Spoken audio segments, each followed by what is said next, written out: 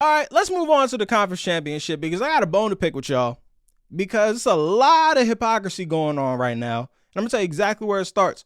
You cannot be mad at Dan Campbell and Todd Monken at the same time. You got to pick one. You cannot be mad at Todd Monken for abandoning the run game and deviating away from what has worked for the Ravens and what has been their identity all season long. And then also be mad at Dan Campbell for going for it on all those fourth downs and staying with who the Lions have been all year long. You got to pick one. You can't be both. Me personally, the side of the decision-making I'm on is that I'm pissed at Todd Monken. And we can throw Ben Johnson in there too. I don't know why you guys are letting him skate because me and the rest of the run the goddamn ball hive are feeling very vindicated this weekend because both the Lions and the Ravens would have won if they would have just ran the damn ball. You know, football is not an easy sport by any means, right? But sometimes the shit don't got to be complicated. If you do a great thing and the other team is not good at defending that thing, do that thing. I'm an offensive genius. Oh my God, I'm a Shanahanian. Like, come on now. You just watched these two teams get ran on up and down the field last game, and they managed to win by the skin of their teeth. If you're the Lions, you just had the run game working that whole first half. That's why they were up 24-7. And in the second half, they ran the ball 7 times in the second half. Seven. And for the Ravens, they had 16 run plays in total, 8 of which being Lamar scrambled. So on design run plays, it was 8. 2 of them were carries to Zay Flowers. So running backs only got 6 carries. This team led the league in rushing, y'all. 32 carries per game. All right, I'm speeding a little bit. I gotta go back. I gotta run it back. All right, well, we'll start with Detroit and San Francisco then. I alluded to it before, but I gotta say it again. This game was less about Dan Campbell's fourth down decisions and more about a 49ers team who believed in the marrow of their bones that the football gods fucked them last year by way of Brock Purdy's elbow.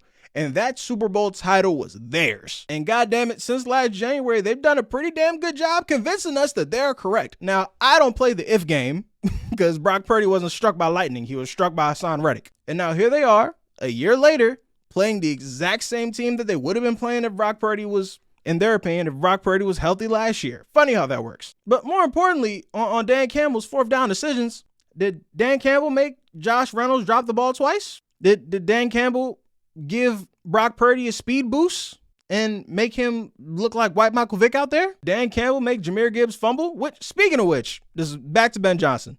Jahmyr Gibbs had 2 fumbles all year long, which for a rookie, pretty damn fantastic, right? So this is not a recent occurrence. It's not a frequent occurrence for him, right? He fumbled with 5 minutes left in the third quarter. He didn't have another carry for the rest of the game. He had 2 targets and 1 catch. I believe that went for 2 yards. Come on. Now, you can't abandon your rookie. You can't. It's bad enough you abandon the run. You abandoned your rookie because of 1 mistake in the playoffs. You cannot do that, bro. Oh, but sure. It's all Dan Campbell's fault. It's all the fourth down decision's fault. And if you've been on this channel and you've listened to this podcast, you've heard me say this ad nauseum. 1 play does not decide a game. There are so many different things that could have went one way or the other that if this thing would have went differently, the whole outcome of the game would have been different. For example, did Dan Campbell's fourth down decisions let a Brock Purdy prayer bounce off of that DB's face mask and into the hands of Brandon Ayuk? Now, on Brandon Ayuk's side, I don't want to make it sound like it was luck. Hell of a play by Brandon Ayuk. If God willing, he makes the Hall of Fame one day, that's the first play on the highlight reel. Absolutely fucking incredible play by him. What did Dan Campbell's fourth down decision have to do with that? The ball hit the DB in the face mask. You won't get too many opportunities better than that, right? Jesus, man. It's just so frustrating to watch that game as somebody who picked the Lions before the game.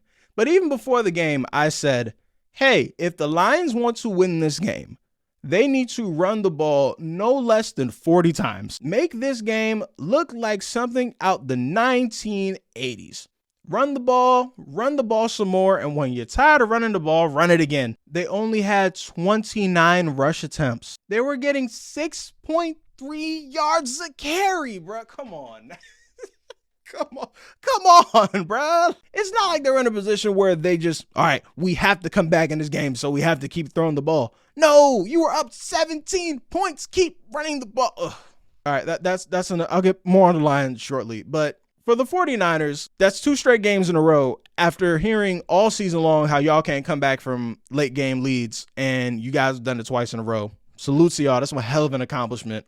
And you know what I love about Brock Purdy? What makes Brock Purdy awesome is every game for him, he does just enough to prove both sides of the Brock Purdy argument correct. No matter what side of the Brock Purdy argument you stand on, he does just enough things to make whatever the side you stand on feel vindicated. And that's so funny to me. If you want to say that Brock Purdy's lucky and he's carried by his team and he's just another system quarterback, well, that throw off the DB's face mask into Brandon Ayuk's hands definitely does not help that case. Or the throwing across his body to Brandon Jennings. What's the dude's actual name? Not Brandon Jennings. I'm sorry. Hold on.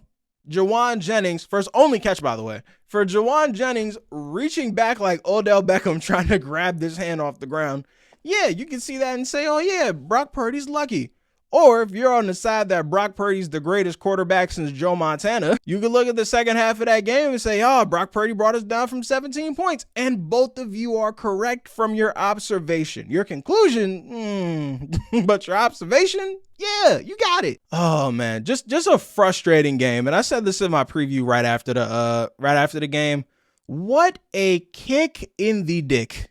If you are a Lions fan, just an absolute kick to the scrotum. If you're a Lions fan, after 50 years, you finally get a chance. You can smell the Super Bowl. I know y'all were already booking flights to Vegas at halftime.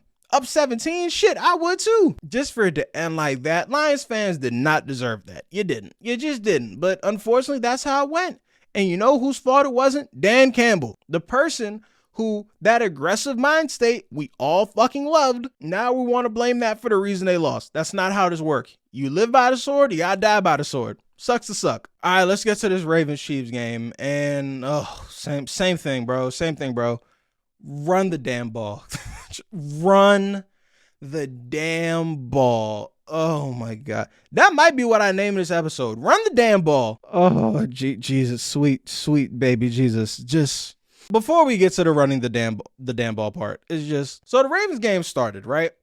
And M&T Bank Stadium was rocking the way we all knew it would be, just rocking. One of the loudest stadiums in the league. I've been saying this for years, but the Ravens just weren't good enough pre-Lamar for people to notice this. And also the M&T Bank Stadium prices out most of their fan base in Baltimore City, but that's a story for another day. The Baltimore Ravens have one of the best fan bases in the world, and they showed that for about the first 2 drives for the Chiefs. The Ravens come out, 3 and out, punt. Patrick Mahomes and the Chiefs come out. I'm sorry to laugh, Ravens fans, but they come out. Mahomes goes 5 for 5, 57 yards on a 10-play drive, 86 yards, just under 6-minute drive, which ends with the perfect throw and catch to Travis Kelce on Kyle Hamilton. Ravens fans swore all week long Kyle Hamilton was going to put the straps on Travis Kelce. And what makes it worse, Kyle Hamilton couldn't have covered him any better. That was just a perfect throw and catch from 2 players who've been playing together for 6 goddamn years in a lot of games like that one and knew exactly where to throw and catch the ball. They probably ran that play a million times. But then, Lamar makes his second most impressive play of the day, where he goes off the blitzing linebacker and just heaves it down the field to Zay Flowers. They get the touchdown. Zay Flowers is swag surfing in the end zone. It's beautiful. The crowd's right back in it. It's looking like we're about to get a classic. I may have tweeted it out. Oh, we're getting a classic game. What do the Chiefs do? 16 plays, 75 yards, 9-minute drive. Ends in a touchdown. The Ravens crowd was already out of it at that point, and then the Ravens fumbled, strip sack on Lamar Jackson 4 plays later. The crowd was out of it from that point on. The whole crowd got what Bomani Jones refers to as a lemon booty. Everybody was just stuck. And the Lamar playoff performance, we'll get there shortly, but More so watching your defense, who have been bullying the shit out of people all year long. 49ers got bullied by that Ravens defense. The Dolphins got bullied. The Lions got bullied. Side note, Ravens fans had to feel sick watching that NFC game. Two teams that they beat the shit out of this year, playing each other for the chance to go to a Super Bowl where they should have been. Well, in their mind, they should have been. Just sweet Jesus. But watching your defense get done like that, 2 drives in a row, oh man, the crowd was done. The crowd was done. And from that point on is where the Ravens offense just immediately went into panic mode and said, you know what? We got to throw our entire game plan out the window. Or let me rephrase that. I hope they threw their game plan out the window, because if you came into a game where you're the number 1 running team in the league and you just watch the Chiefs give up 182 yards on the ground last game with no intention of running the ball more than 16 times, I need Todd Monken brought up on charges, because Jesus Christ. I had all the Ravens drives in front of me a second ago. Hold on. So the 7 possessions between Lamar's insane touchdown to Zay Flowers I mentioned earlier and from when they got their next field goal, right? And technically it's 8, but I'm not going to count the end of the half. They just took a knee and got up out of there. We're not counting that. Fumble, punt, 5 plays, punt, 3 plays, punt, 3 plays, punt, 7 plays, fumble, 5 plays. That was when Zay Flowers dove for the goal line, which again, if you've heard me on this podcast before, for the love of God, people, stop reaching for the goddamn goal line. Stop it, stop it, stop it. Only bad things happen. If anything, if you want to be Mr. Tough Guy and you just have to go in for the goal line, lower your goddamn shoulder. Try that.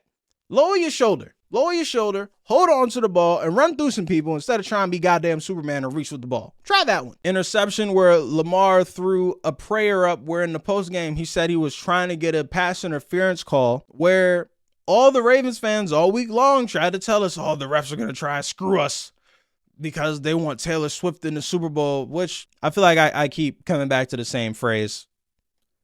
Guys, blaming the refs is for fucking losers. It's for fucking losers. But let's ignore how stupid that theory is for 2 seconds. And let's say you're right. Let's say the refs came in with an agenda to send Taylor Swift and the Kansas City Chiefs to the Super Bowl. Doesn't that mean you shouldn't headbutt Travis Kelce? Doesn't that mean you shouldn't punch Patrick Mahomes in the face mid-play? Doesn't that mean you shouldn't do the most obvious taunting penalty in the world? Now, I think taunting is a horrible, horrible penalty. I think it shouldn't be in the league. These are grown-ass men. Let them taunt each other, right? But I'm not on the competition committee. And as long as taunting is a penalty that you can get in the NFL, Zay Flowers knew that shit coming into the game, and goddamn it, I don't care if he's a rookie, he knew better. For the refs is Rick Crowd. Is that the plan you want to go in with if you think the refs are going to be against you? Is that the game plan? Did the refs make Lamar throw the ball in the triple coverage? Did the refs make Ronnie Stanley give up that strip sack? No, they didn't. Refs don't win games. Players do. I don't know what else to tell you. Now, as far as Lamar Jackson's actual performance, if you want to hear something funny, Lamar Jackson and Brock Purdy's numbers are damn near identical. Passing yards, Brock Purdy, 267. Lamar Jackson, 272. Both of them, 1 touchdown, 1 pick. Rushing yards, Brock Purdy, 5 for 48, 0 touchdowns. Lamar Jackson, rushing yards, 8 for 54, 0 touchdowns. Damn near identical. Was Lamar god-awful, terrible, oh my God, he choked in the playoffs? No. Was he MVP quarterback of the league? No. But I'm putting way more of that on Todd Monken than I am on him, because I don't know why in God's name, as good as Lamar Jackson is, you are coming out there and you're going to put him out there with 37 pass attempts. Why is that your game plan with Lamar fucking Jackson on your team? That should never be your game plan. For the love of God, Isaiah Pacheco had more carries than all your backs combined. He had 24. All your running backs had 16. And if you count all the scrambles that Lamar took, I believe it was 8. Let's add that to the called passing plays. So where are we at now? 45? 45? Oh, Jesus Christ. I got to stop talking about this game or else I'm going to have a fucking aneurysm. Just so frustrating. So frustrating. Congratulations to the Chiefs. I spent a lot of time shitting on the Ravens. Congratulations to the Chiefs. Steve Spagnuolo is a absolute wizard of a big game defensive schemer. I've seen him do it to my Patriots team and Tom Brady twice. I don't know why I didn't suspect he was going to do it to the Ravens, but here he is again.